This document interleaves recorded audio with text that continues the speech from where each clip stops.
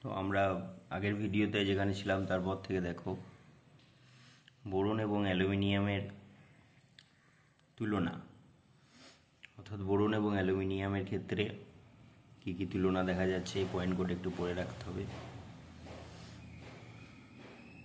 বোরনের একক না থাকার জন্য যোজ্যতা সর্বাধিক 4 হতে পারে, কিন্তু অ্যালুমিনিয়ামের সে জায়গায় 6 হতে পারে। B2O3 একটি অধর্মী oxide, Al2O3 অধর্মী oxide.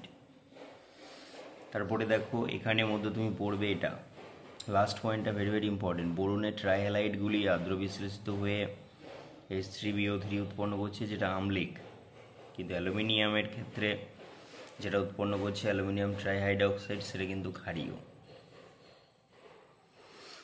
Next check পয়েন্টটা দেখতে পাচ্ছ, এই একটা রিয়াকশন ছিল, বোরনকে যদি সোডিয়াম কার্বনেট সোডিয়াম নাইট্রেটের সঙ্গে উত্তপ্ত করা হয় তাহলে Na3BO3 উৎপন্ন হবে।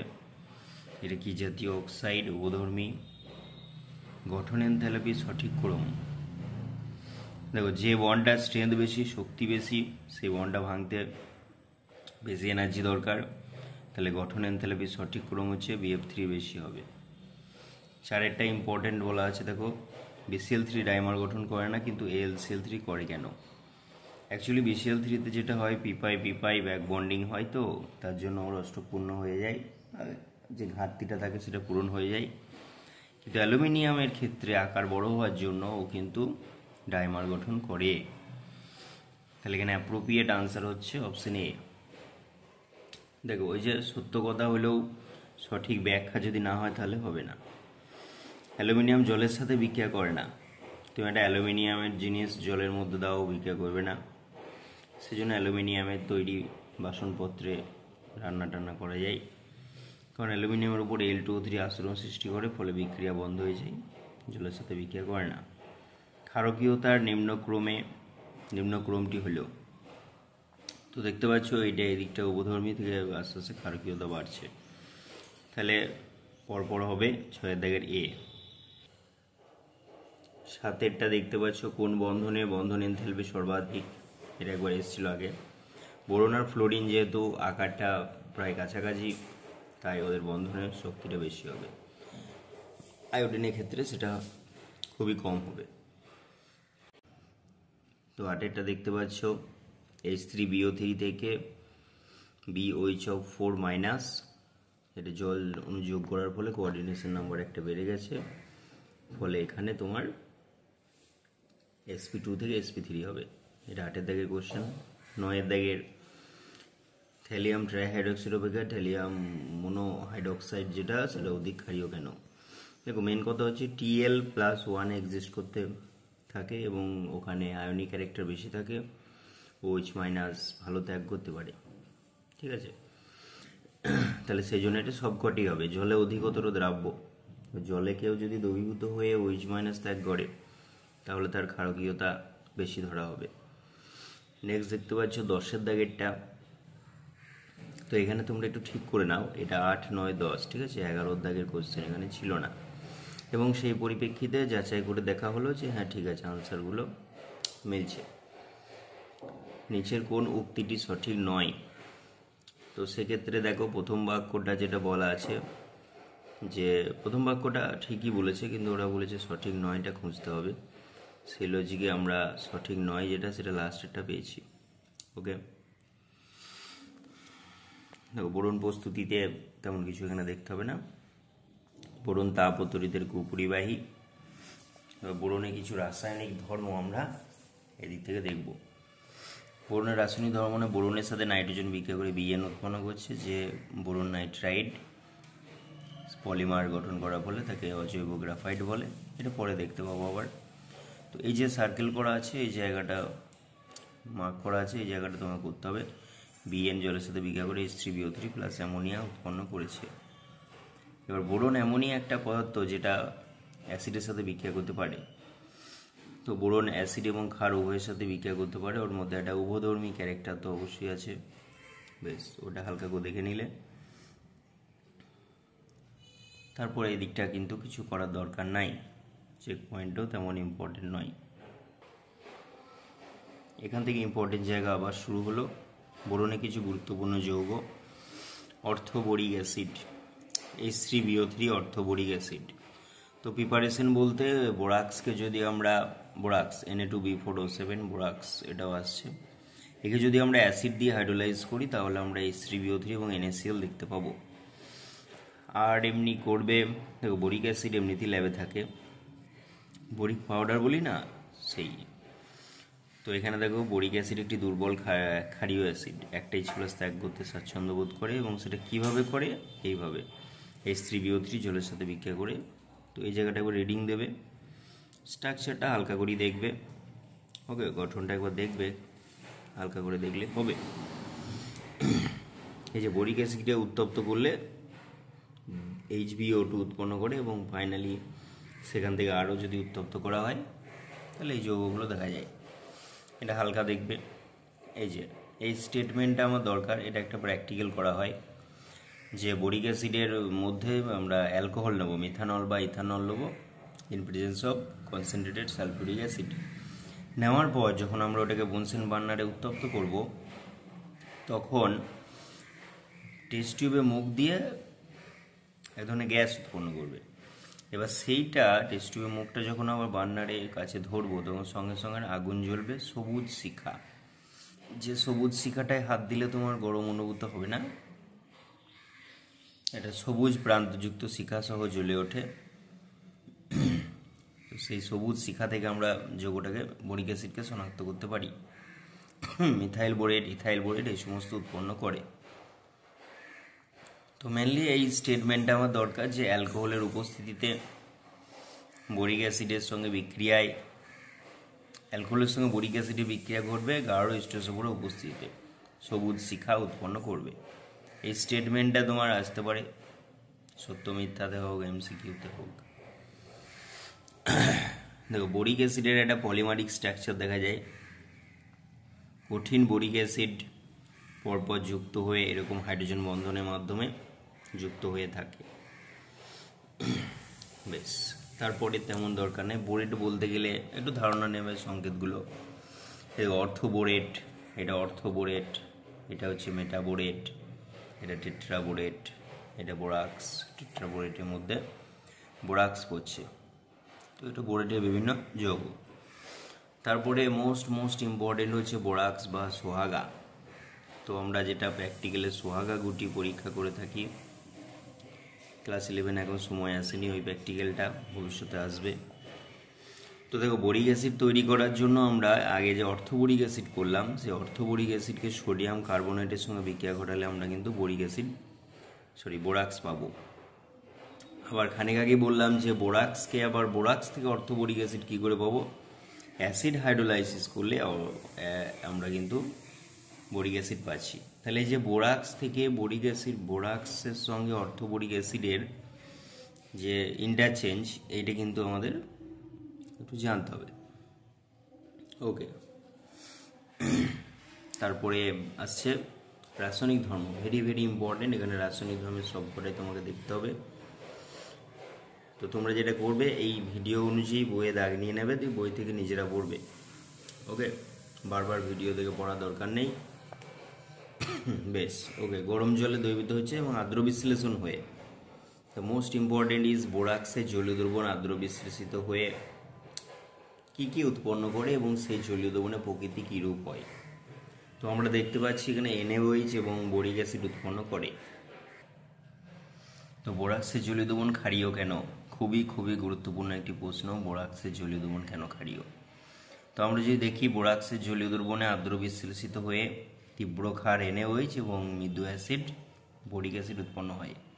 এবার যেহেতু ক্ষারটা তীব্র, সেই জন্য ফাইনালি এটা ক্ষার ধর্ম দেখায় এবং লিটমাস চেক করেও দেখা যাবে, ফেনোল্যাফথলিন চেক করেও দেখা যাবে। তারপর 2 নম্বর দেখো, বোরাক্সের জলীয় দ্রবণে HCl বা স্টেসোফোর যোগ করলে বোরিক অ্যাসিড পাওয়া যায়। এটা খানিক আগেই বললাম যে বোরাক্সের সাথে অ্যাসিড হাইড্রোলাইসিস করলে বোরিক অ্যাসিড পাই, আর বোরিক অ্যাসিডকে সোডিয়াম কার্বনেট দিয়ে রিয়াকশন করালে বোরাক্স পাই। নেক্সট হচ্ছে বোরাক্সকে উত্তপ্ত করলে এটা ধীরে ধীরে কেলাস জল নির্গত হয় এবং ক্ষয়ের মতো ফুলে ওঠে। এই যে ক্ষয়ের মতো ফুলে ওঠে, এর জন্য একটি রিয়াকশন তোমাদের চোখের সামনে দেখতে পাচ্ছ। এই যে রিয়াকশনটা দেখতে পাচ্ছ, Na2B4 10H2O, একে ফার্স্টে হিট করলে 5 অণু জল বেরিয়ে যাবে, 5 অণু পড়ে থাকবে। তারপর আবার হিট করলাম, সব জলটা বেরিয়ে গেল। তারপর আবার হিট করলাম, তখন NaBO2 আর B2O3 উৎপন্ন করে। এই জন্য ওটাকে ক্ষয়ের মতো ফুলে ওঠে, এই কম্পাউন্ডটা উৎপন্ন হওয়ার কারণে। তো সেই 4-5টা ক্ষয়ের মতো লাগবে, অনেকটা পপকর্নের মতো লাগবে। প্র্যাকটিক্যালি একে নিয়ে যে পরীক্ষা করা হয় তাকে সোহাগা গুটি পরীক্ষা বলে, কারণ বোরাক্সের ভারতবর্ষের নাম দেওয়া হয়েছে সোহাগা, আর এমনি বোরাক্স নামটা সব জায়গাতেই আছে। তো সোহাগা গুটি পরীক্ষা তোমরা কি করবে, এটা তেমন কিছু জানতে হবে না। সোহাগা গুটি পরীক্ষার সাহায্যে আমরা বিভিন্ন মেটাল আয়নকে শনাক্ত করতে পারি, শুধুমাত্র ওই নামগুলো কপার, আয়রন, ক্রোমিয়াম। কপার 2+, কপারের কোনো লবণ আছে, তো কপারের লবণটাকে শনাক্ত করতে গেলে আমরা সোহাগা গুটি পরীক্ষা করে থাকি। এই যে সবুজ, হলুদ, সবুজ, হ্যাঁ, এই যে বিজারক শিখায় সবুজ, এটা বিজারক শিখায় লাল। এখানে কিচ্ছু করার দরকার নেই, শুধু জানলেই হবে যে বোরাক্স বিট টেস্টের সাহায্যে মেটাল আয়নকে শনাক্ত করা হয়, ব্যাস। নেক্সট আমরা বোরাক্সের 2-4টে কিছু রিয়াকশান দেখব। এখানে বোরাক্সের কঠিন অবস্থায় এটা গঠন দেখানো হয়েছে, যে বোরাক্সের অ্যাকচুয়ালি বোরাক্সের স্ট্রাকচারটাকে ওখানে একটু চেঞ্জেস এনেছে, যে অ্যাকচুয়ালি যেভাবে থাকে আর কি, বোরনের সাথে 4টে ওয়েজ করে থাকে, আর প্রতিটা বোরন অক্সাইড, বোরন অক্সিজেন, বোরনে ব্রিজ বন্ড থাকে।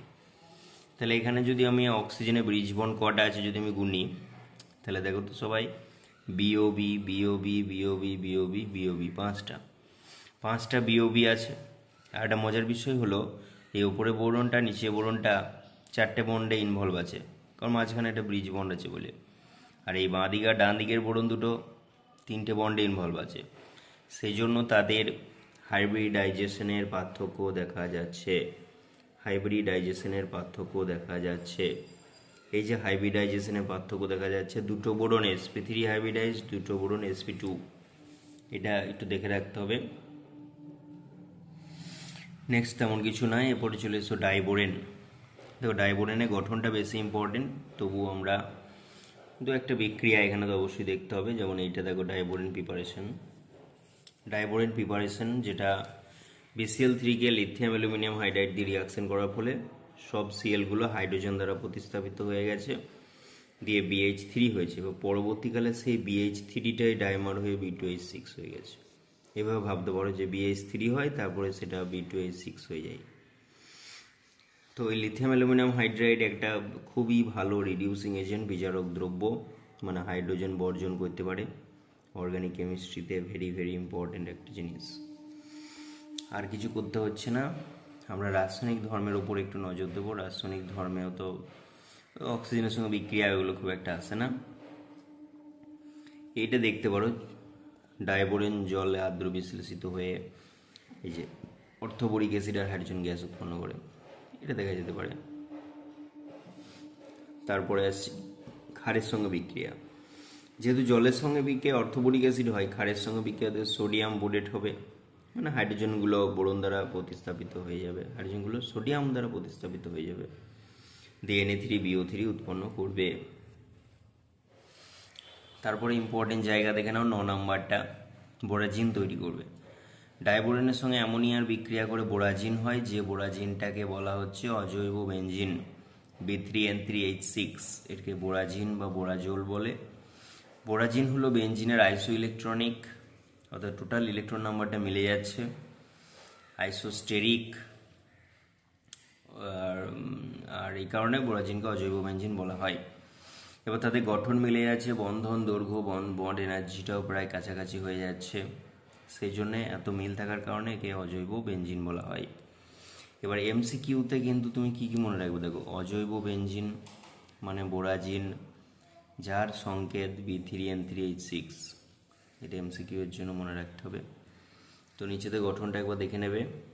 বোরাজিনের যে রেজোনেটিং স্ট্রাকচার বেনজিনের সাথে সমতুল্য। এই দেখো লাস্টের স্ট্রাকচারটা দেখো, নাইট্রোজেনের 4 হাত হয়ে গেছে বলে প্লাস, আর বোরনের 4টে বন্ড হয়ে গেছে বলে মাইনাস। বোরন 3 ছিল, 3 থেকে 4 হয়েছে, আর নাইট্রোজেনের 5টা ছিল, 5 থেকে নাইট্রোজেনের 3টে ভ্যালেন্সি ছিল, 3 থেকে 4 হয়েছে। মানে নাইট্রোজেন এখানে দাতা আর বোরন গ্রহিতা, সেই জন্য প্লাস মাইনাসটা হয়েছে। বোরাজিনের রাসায়নিক সক্রিয়তা বেনজিন অপেক্ষা বেশি হয়, কারণ এখানে পোলার বন্ড আছে, সেটা স্বাভাবিক। বেঞ্জিনের থেকে বেশি সক্রিয় বোরাজিন, কিন্তু গঠনে মিল থাকার জন্য আমরা একে অজৈব বেঞ্জিন বলবো। চলো পরের পেজ। বেশ, তারপর তুমি করে রাখতে পারো যে বোরাজিন জল দ্বারা আদ্র বিশ্লেষিত হলে আবার সব কেটে কুটে যাবে, দিয়ে বোরিক অ্যাসিড অ্যামোনিয়া আর হাইড্রোজেন করবে। বোরিক অ্যাসিডকে সব জায়গাতেই দেখা যাচ্ছে, এটা তেমন কিছু নয়, এটাও অন্যভাবে বোরাজিন তৈরি করছে BCl3 সঙ্গে NH4Cl বিক্রিয়া করিয়ে, এগুলো কিছু লাগবে না। তারপরে the most important case B2H6 ডাইবোরেনের এই যে গঠনটা দেখতে পাচ্ছ, ডাইবোরেনের গঠন পিপাই পিপাই বন্ধন গঠিত না হয়ে এরা ব্রিজ বন্ড তৈরি করে। এই যে ব্রিজ বন্ড তৈরি করছে 3C2E, এই ব্রিজ বন্ডটার দিকে একটু মন দাও। এখানে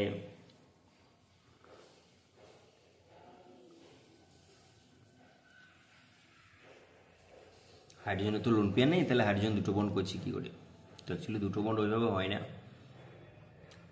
দুটো ইলেকট্রন নিয়ে তিনটে পরমাণুর মধ্যে একটা ব্যানানা বন্ড সৃষ্টি করে। ব্যানানা বন্ড মানে হচ্ছে ওভারল্যাপিং হয়ে গেছে, এটা ওভারল্যাপিং এরিয়া, ইলেকট্রন ক্লাউড সৃষ্টি করে বোরনের ইলেকট্রনের যে ঘাটতি সেটা পূরণ করা হচ্ছে।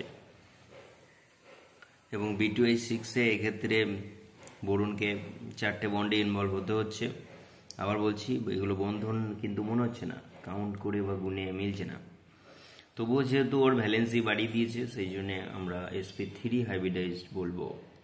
B2H6 বোরনের সংকরায়ন sp3, আর যে BH3 ছিল ওখানে sp2। তাহলে এই গঠনের ব্যাপারে কোশ্চেন কিন্তু আসবে B2H6। বোরন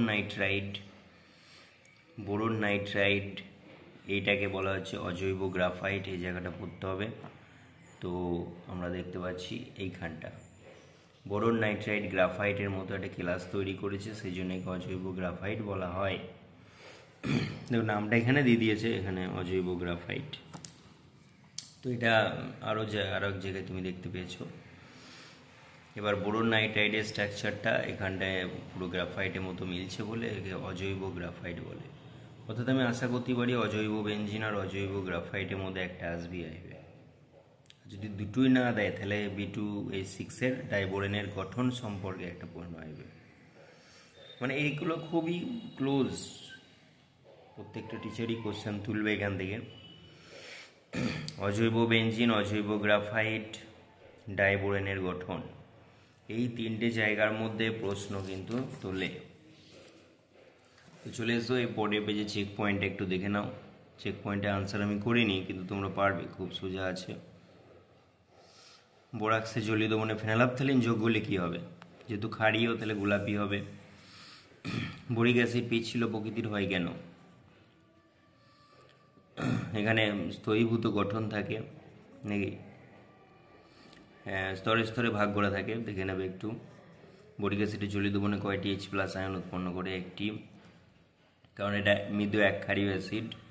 এই যে স্ট্রাকচারটা দিয়েছে এখানে BOB বন্ড কটা দেখলাম? 5টা দেখলাম। আর BO বন্ড কটা দেখলাম? তো দেখে নেবে BO বন্ড কটা আছে, মানে অ্যাকচুয়ালি ওটা BOH 4টে ছিল, 5টে 4টে।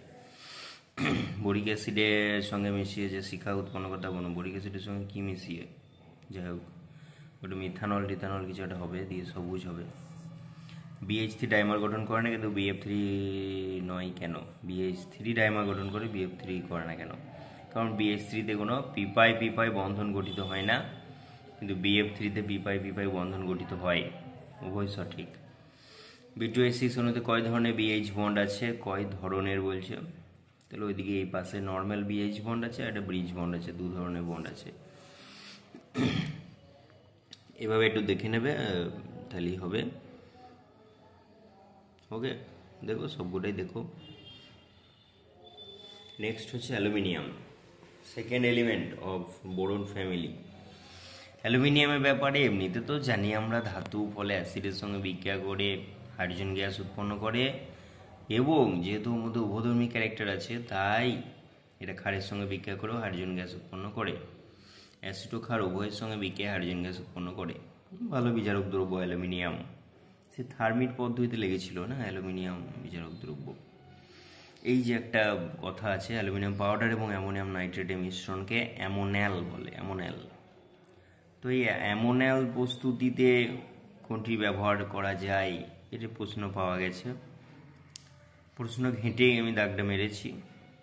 তো এগুলো যদি আমরা একটু পড়ি, তো গুরুত্বপূর্ণ যৌগ বলতে অ্যালুমিনিয়াম ক্লোরাইডের ওই ডাইমারটা ভালো ইম্পর্টেন্ট জায়গা আছে, এখানে কিছু করতে হবে না, একটু নিচের দিকে নামও দেখতে হবে। AlCl3 যে বাষ্পীয় দশায় sp3 হাইব্রিডাইজড একটা জিনিস তৈরি করছে, আর কঠিন দশাতে আবার পলিমারিক স্ট্রাকচার করে বসে থাকছে। কঠিন দশাতে 4টে বন্ড, 6টা বন্ড, বাবারি 6টা বন্ড, তার মানে অ্যালুমিনিয়ামের সংকরায়ন হচ্ছে sp3d2। আর বাষ্পীয় দশায় যেটা নর্মাল আমরা জানি Al2Cl6, Al2Cl6 এ অ্যালুমিনিয়ামের সংকরায়ন sp3, এই জায়গাটা একটু দেখতে পারো। আর এটাই বলেছে শর্ট কোশ্চেন হিসাবে। কিছু অ্যালামস হচ্ছে পটাশ অ্যালাম বা ফটকিরি। অ্যালুমিনিয়াম সংক্রান্ত অ্যালাম হচ্ছে K2SO4 Al2SO4.2H2O। পটাশ অ্যালাম ছাড়াও আরও কয়েকটা অ্যালাম আছে, যেমন ফেরিক অ্যালাম, যাকে মোল লবণ বলে। আমাদের অ্যাকচুয়ালি এই ফটকিরি আর মোল লবণটা বেশি ইম্পর্টেন্ট কাজে দেয়। ফটকিরিতে আছে 24টা জল আর মোল লবণে আছে 6টা জল, ভুল দিয়েছে। অ্যামোনিয়াম সালফেট, ফেরাস সালফেট, 6টা জল। লিথিয়াম অ্যালুমিনিয়াম হাইড্রাইড নিয়ে একটা কথা বলেছি, কারণ এখানে অ্যালুমিনিয়াম আছে বলে। ওই বিচারক দ্রব্য এটুকু জানলেই হবে, আর কিছু জানার দরকার নাই। ওকে, তো এদিকটা কিছু করার দরকার পড়ছে না, চিন্তা নাই, এগুলো সব বিচারিত করে দিচ্ছে। এটা হয়তো অর্গানিক রিয়াকশান, এখন কোনো দরকার নাই। ওকে, এই আর কি, অ্যালুমিনিয়ামটা এখানে sp3 হাইব্রিডাইজড। এবার AlH4 যেটা দেখতে পাচ্ছ এখানে 4টে বন্ড আছে, তো সেই জন্য এটা sp3, তো এই জায়গাটা ইম্পর্টেন্ট। আর কিছু করার দরকার নেই, হয়ে গেছে। এই যে অনার্দ্র AlCl3 বাতাসে রেখে দিলে ধোঁয়ার সৃষ্টি হয় কেন? অনার্দ্র AlCl3 ওই HCl গঠন করে, জলীয় বাষ্পের সাথে বিক্রিয়া করে HCl গঠন করে। এই প্রশ্নটা মাঝে মাঝে দেখা যাচ্ছে, ঠিক আছে? তো এটা পড়ো। এবার দেখো, মেন কথা হলো আমি একটু ডাইরেকশনটা দিয়ে দিলাম, তোমরা এবার নিজেদের মতো পড়ো। তারপর আরেকবার কোশ্চেন আনসারের একটা লেসন নিয়ে আসবো শুধুমাত্র পি ব্লকের উপরে। আর পরে ভিডিওটা গ্রুপ 14টা শুরু করব। চলো, গ্রুপ 13 সহ কয়েকটা বিষয় নিয়ে এসেছি, দেখো বিশেষ আলোচনা। নিষ্ক্রিয় জল প্রভাব, এর অর্থটা কি? দেখো 13 নম্বর গ্রুপের 6 নম্বর পর্যায়ে যে মৌলটা আছে ওর তো যে 6s2 6p1, তো একটা কথা মানে বুঝতে হবে যে আগে যদি আমার F অরবিটাল থেকে থাকে তাহলে আবরণী প্রভাবের জন্য 6s ইলেকট্রনটা বর্জন হতে বাধা দেয়। সো ওখানে পি থেকে ইলেকট্রনটা বর্জন হয়ে যাবে, কিন্তু 6s এর ইলেকট্রনগুলো ইনার্ট থাকবে, সেজন্য এর নাম হচ্ছে ইনার্ট পিয়ার ইফেক্ট। তাহলে ওখানে থ্যালিয়ামে +1 বেশি স্টেবল দেন +3, 14 দেখতে পাচ্ছ লেড +2 গ্রেটার দেন +4, এটা 15 যেটা আসবে সেটা +3 গ্রেটার দেন +5। এটা নর্মাল একটা ঘটনা, এটা কিন্তু হবে, এটা মাঝে মাঝে দেখতে পাবে তুমি। বোরন পরিবারে এখানে কিছু কিছু জিনিস লেখা আছে, আমরা মেন কথা হলো আগের ভিডিওটা যেটা দিয়েছি ওটাই পড়বে। এখানে কিছু ইম্পর্টেন্ট দেখতে পাচ্ছ যে B2O3 এবং BOH3 বা H3BO3 মৃদু আম্লিক। B2O3 ক্ষারের সঙ্গে বিক্রিয়া করছে, তখন B2O3 এর মধ্যে আম্লিক ধর্ম আছে। এই যে ইনঅর্গানিক গ্রাফাইটটা নেওয়া হয়েছে, যেখানে তোমাকে বুঝতে হবে sp2 গ্রাফাইনের মতো গঠন থাকে, গ্রাফাইটের মতো গঠন থাকে, একে অজৈব গ্রাফাইট বলে। হেক্সাগোনাল sp2, এটা জেনে রাখতে হবে।